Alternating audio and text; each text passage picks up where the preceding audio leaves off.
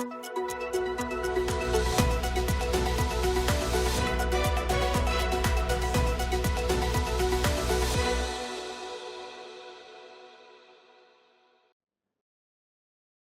están? Bienvenidos a una nueva entrevista del domingo. Esta vez estamos junto a Isis Teado. ¿Cómo estás, Isis? Y Orana Felipe, muchas gracias. Buenos días, y Orana comunidad. Isis es directora de la Fundación Más Rapanui LGBT+, y hoy estás acá. Hace tiempo teníamos ganas de conversar contigo, pero esta vez es porque fuiste elegida como consejera del COSOC ONU Chile. El COSOC es el Consejo de la Sociedad Civil que hace ONU Chile. Si le puedes explicar un poco a la comunidad cuál es la importancia de este nuevo rol y cuál va a ser tu labor en ONU Chile. Sí, muy bien como lo hice, Felipe. Muchas gracias nuevamente por la invitación. Y Orana Corúa de Majinoe, Toku Inguaco Teao, Toku Toroaco asistente social. Bueno, ustedes de alguna manera en la comunidad conoce el trabajo que he llevado realizando de manera profesional, ya dentro de todo lo que he desarrollado en estos 8 años de que salí de la universidad.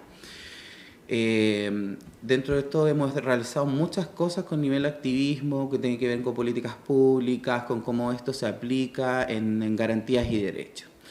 En este camino uno va haciendo de alguna manera muchas redes, ¿ya? Y te vas proyectando. Muchas veces pienso que no es a propósito, pero la proyección es del trabajo, ¿ya? Pero el trabajo obviamente tiene una imagen, así como tú eres la imagen, por ejemplo, del trabajo, de un equipo. Y detrás de mí, por supuesto, que hay un equipo, al cual agradezco, les mando muchos saludos. Y esto conlleva en que me proponen candidatearme a el COSOC, que bueno, el COSOC son todos los consejos de la Organización de la Sociedad Civil, que se establecen en ámbitos súper específicos, donde se trabajan políticas públicas, donde se trabajan proyectos que tienen que ver directamente con el beneficio, la calidad de vida de las personas y las garantías en el enfoque de derecho, ¿ya? Como sujetos de derecho y no objetos de derecho, ¿ya? Y estos COSOC están en muchos ministerios, están en muchos ministerios en general del gobierno. Y depende mucho del gobierno que esté también si se forman o no los COSOC, ¿ya? Porque el COSOC es la organización de la sociedad civil. Nosotros, si bien no tenemos una calidad de funcionarios directos de las Naciones Unidas, porque si no, no podríamos participar como analistas y en nuestro rol también de periciar lo que son las políticas públicas, ¿ya? Y también cómo se interrelacionan y se vinculan con Naciones Unidas, en este caso es ONU Chile. El COSOC tuvo la elección durante estas 3 semanas que pasaron, en lo cual uno se candidatea, presenta sus propuestas, ya no es un trabajo, digamos, que solamente aquí uno levanta la mano y yo puedo ser, no. Es presentar una propuesta, es que la analicen. Son muchas organizaciones de la sociedad civil y no solamente el mundo LGBT, sino que son subgrupos. Situación de discapacidad, personas mayores, ya que como se conocían nuestros coros como adultos mayores, hoy en día es personas mayores. Y así, mujeres, equidad de género, y todos estos subgrupos vamos formando el consejo. El consejo generalmente siempre se forma por 20 personas y este año salimos electos 17 personas de Chile, ya que formamos el COSOC de ONU Chile. ¿Cuál va a ser como tu misión en este Consejo de la Sociedad Civil que va a estar ahí en ONU Chile? ¿Cuál va a ser como tu interés de levantar qué inquietudes? ¿Qué es lo que quieres hacer en ese consejo? Primero que todo tiene que ver directamente con el subgrupo al cual tú te adjudicas, ya que en mi caso es el subgrupo 11, que es LGBTIQ+, de toda la comunidad. Y evidentemente yo trabajo hace mucho rato, hace muchos años en redes con distintas organizaciones, OTD Trans, iguales, Móvil trabajo muy de cerca hace mucho rato. Móvil es una organización, para que la gente también conozca, tiene más de 32 años en Chile funcionando, un prestigio y presencia en el país a nivel internacional súper importante. Bueno, y dentro de esto tenemos que representar las iniciativas, las problemáticas, las emergencias que existen ya, porque también nosotros, bueno, yo soy de profesión asistente social, lo dije en Rapa Nui, nosotros tenemos medidas de grados de urgencia, premura en lo que es urgencia y prioridad. Y eso es una medición distinta en cuanto tú analizas las políticas públicas y el grupo o subgrupos a los cuales tú estás llegando en la sociedad, que sería el grupo LGBT. Entonces nosotros tenemos y debemos un trabajo directo, vinculado en torno a las necesidades que se presentan. No solamente es una representación de Más Rapa Nui. Obviamente, esto también tiene que ver con un tema de que los líderes y los líderes que estamos presentes en este COSOC tenemos mucha visibilidad, y también eso es importante al momento de poder levantar todas las necesidades. O sea, básicamente vas a estar ahí generando políticas públicas en beneficio de LGBT más. Y no solamente el LGBT, sino que como única representante de Rapa Nui, también recibiendo lo que son las iniciativas y que trabajando con la representante que es de los pueblos originarios, que es pueblo mapuche que quedó elegido, trabajando directamente con ella también lo que es la temática de Rapa Nui, porque no somos solo LGBT, sino que somos LGBT, pero también somos, como hablábamos delante, con perspectiva cultural. Eso es súper importante.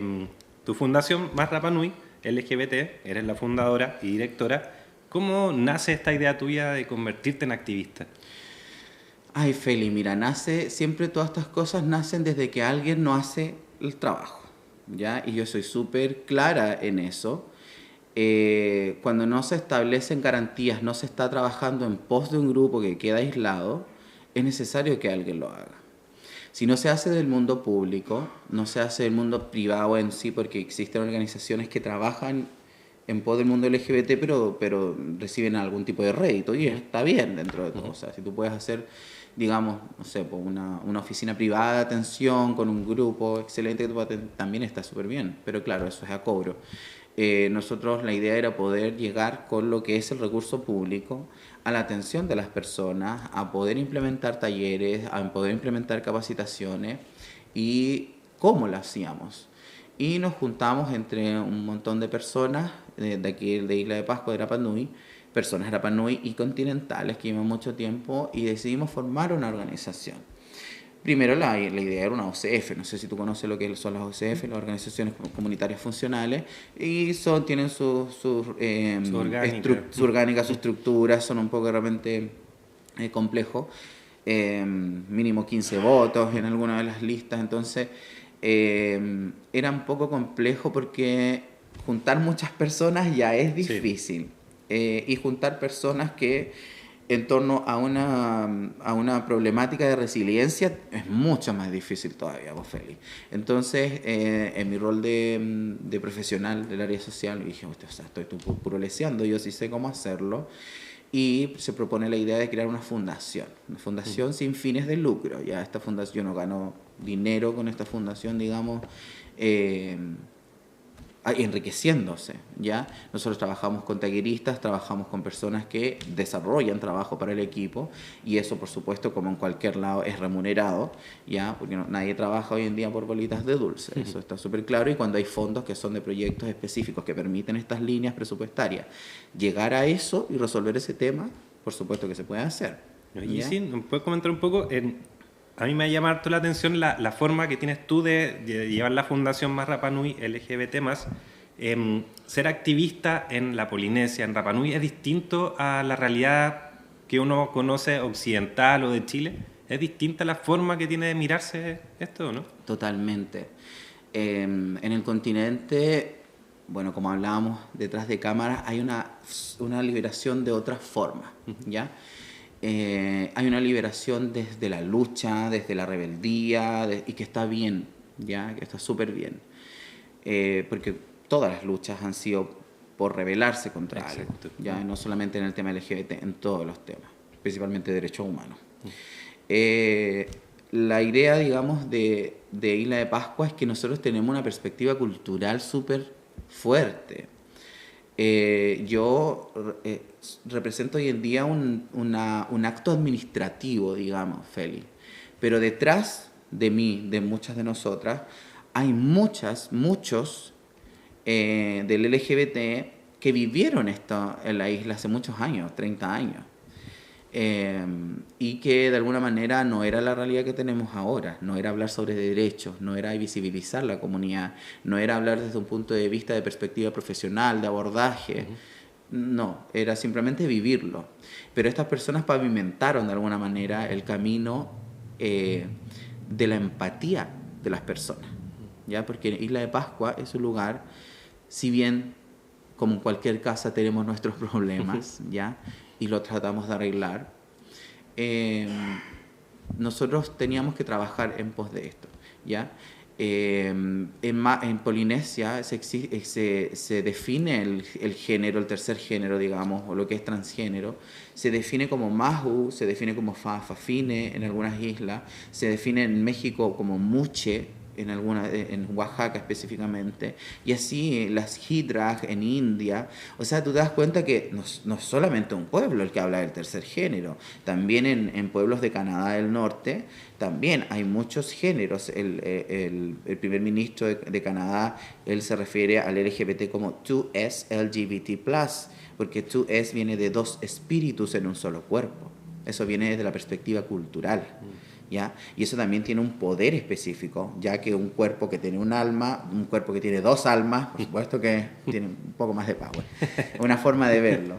Entonces, nosotros acá en la isla se denomina Raerae desde un principio, muy antiguo, tomando también influencia de Tahiti, pero con el tiempo y la modernidad empieza a denominarse como bobo, como la hija, como cuando uno dice, no, la hijita. En vez de como decir... Eso sería como la traducción. Claro, como la traducción, porque la traducción que era peyorativa y que yo siempre la repito y porque hay que cambiarla y que viene del chilenismo es hiku, que hiku es cola.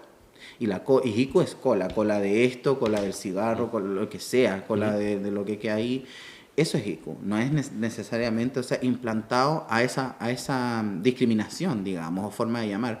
Y eso quiere decir que en nuestro lenguaje Rapa Nui no existe forma peyorativa de llamar al tercer género. Eso a mí me llama la atención. ¿Tú acá sentiste alguna discriminación o estaba antiguamente había discriminación?